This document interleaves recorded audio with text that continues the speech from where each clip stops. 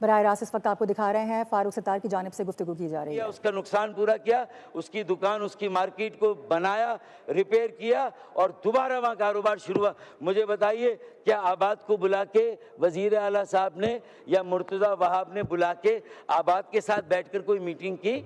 सारी बैंकों के कंसोर्शियम को बुला के कोई मीटिंग की कि भाई ये कैसे बनेगा?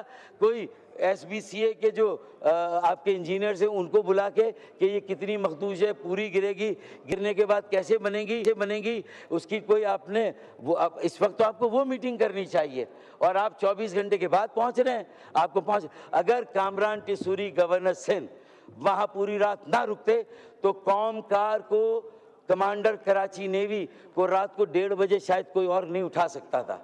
उन्होंने उन्हें जगाया और उनसे कहा कि ये इल्तिजा है हमारी कि गुल प्लाजा को बचाएं। तो रात को जो 20 लोग जो है वो जिंदा बाहर आए, वो उस हिस्से की आग बुझी तो वो लोग बाहर आए।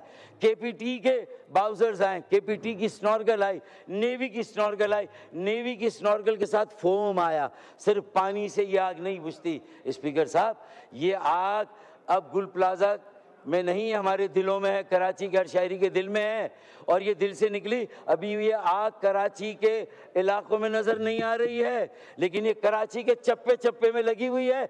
अगर आपकी बीनाई है, आपकी बसीरत है तो आप देखेंगे, अगर आपकी चश्मबीना नहीं है तो आप नहीं देखेंगे और अल्लाह ना करे we again be caught unawares, फिर एक हादसा होगा। फिर अचानक जो है वो वक्त करता है परवरिश बरसों, हादसा एकदम नहीं होता। किसी पे डाल दें। गुज़िश्ता 18 सालों से बिला शिरकत गैर हुक्मरानी एक पार्टी के पास है, जिसके पास कराची का मैंडेट नहीं, दही सिंध का मैंडेट है, फिर भी हर शहरी की तकदीर का फैसला वो कर रहे हैं। ये कैसी जमहूरियत है, ये कैसी डेमोक्रेसी स्पीकर साहब? किसी शहर को कॉलोनी बनाया जाए, ये जंगल से भी बदतरीन हालात हैं।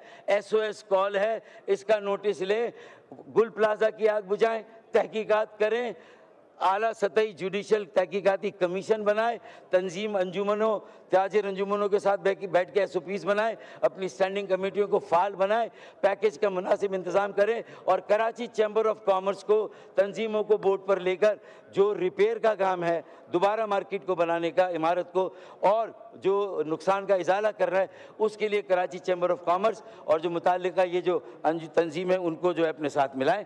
सिविल डिफेंस के महकमे को फाल करें, कहाँ पर है? रेस्क्यू के लिए कोई सिविल डिफेंस का महकमा नहीं है, उसे फाल करें स्पीकर साहब।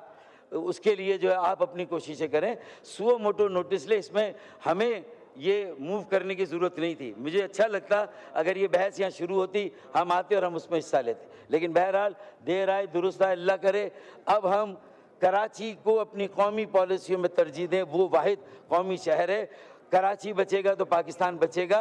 पहले ये था कराची चलता है तो पाकिस्तान चलता है, अब ये है कि कराची बचेगा तो पाकिस्तान बचेगा। कराची बचाओ मुहिम MKM ने खालिद मकबूल सिद्दीकी भाई की सरबराही में हमने शुरू की है। हम उसके लिए गली गली महल्ले महल्ले जा रहे हैं, सियासी जमातों से मिल रहे हैं, मजहबी जमातों से मिल रहे हैं, स्टेक होल्डर्स, मुख्तलिफ शोबों के लोगों से मुलाकात हम कर रहे हैं ताकि ये आवाज़ बुलंद हो कि आवाज़ उठाओ, कराची बचाओ, आवाज़ उठाओ, कराची बचाओ, आवाज़ उठाओ, आवाज़ उठाओ, आवाज़ उठाओ। तो ये नारा गली गली में गूंज रहा है। इससे पहले कि ये आग हर गली तक चली जाए, बुशरा जैदी के वाक़े को याद रखें। 85 में फिर एक कौमी कमीशन बना था, आज़ाद कश्मीर में 10,000 लोग बैठे थे तो पूरी वफाकी काबीना वहाँ जाके सड़क पर बैठ गई उनके साथ, उनका एक एक मुतालबा तस्लीम किया कि आप कराची को भी धकेलना चाहते हैं उस नहज पर, तो वहाँ 10,000 नहीं 10 लाख लोग बैठेंगे फिर शाहराह फैसल पर। स्पीकर साहब लावा पकड़ा, और ये मैं नहीं कह रहा, जब हम प्राइम मिनिस्टर साहब से मिले थे पिछली मरतबा तो आपकी हुकूमत के अपने वजीर एहसन इकबाल ने कहा ये सारी बातें सही कर रहे हैं, और मैं आपको इंतबाह देता हूँ, एहसन इकबाल साहब ने कहा कि वजीर आजम साहब लावा पकड़ा है, फटा तो हम सब इररेलेवेंट हो जाएंगे। तो आज फैसला करना है, नाउ और नेवर, इररेलेवेंट होना है या रेलेवेंट रहना है, मुल्क बचाना है या। बहुत शुक्रिया स्पीकर साहब, थैंक यू सो मच। शुक्रिया। ख्वाजा आसिफ साहब, मिनिस्टर डिफेंस। शुक्रिया जनाब स्पीकर। इस तरह नहीं होगा, आपको टाइम मिलेगा, ये इधर से बोलेंगे, फिर आपका भी एक टर्न आएगी, मगर इसके साथ सब्र के साथ आपने बैठना पड़ेगा। ये नहीं होगा कि आप जिस वक्त चाहें उस वक्त आपको फ्लोर मिल जाए, जनाब नहीं, स्पीकर, आपको मैं मिलेगा।